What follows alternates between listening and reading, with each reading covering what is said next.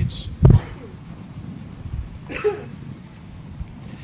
Now, we talk about costs having a linear view, but we only can think about them as being linear because we only think about them within a relevant range.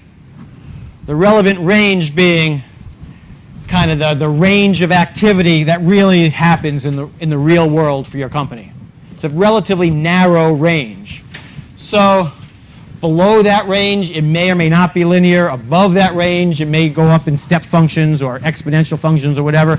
But within the relevant range, you could view it as a linear function. Okay? So look at this cost here, and you can see that it is a mixed cost. It has a variable component here within the relevant range, and it's kind of fixed at that point. So when you think of a mixed function, it varies and has a fixed component. Yeah, that's variable. Because we can only really think linearly within a relevant range, here are two terms. I bet you've heard of one and not the other.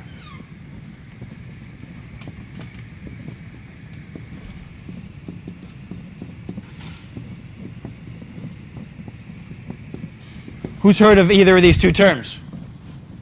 Which one? Or both? Both? What does it mean to extrapolate? That's probably the term you've heard. You project out to the future.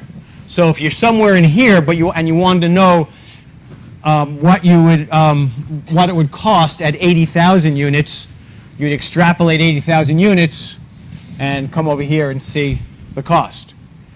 What's interpolate? Interpolate.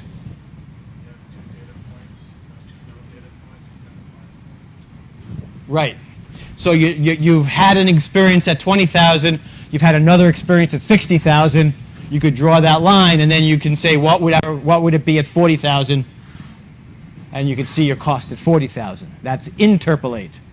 Extrapolate is outside of X. Interpolate is inside of your known data points. Which one do you think is more precise as an estimation? Interpolate.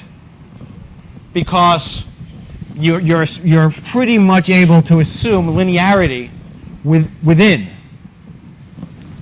Extrapolating, you don't know what other market forces, what other forces are in play when you extrapolate.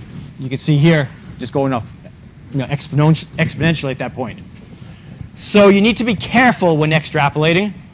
You could be a little bit more sure of yourself when interpolating.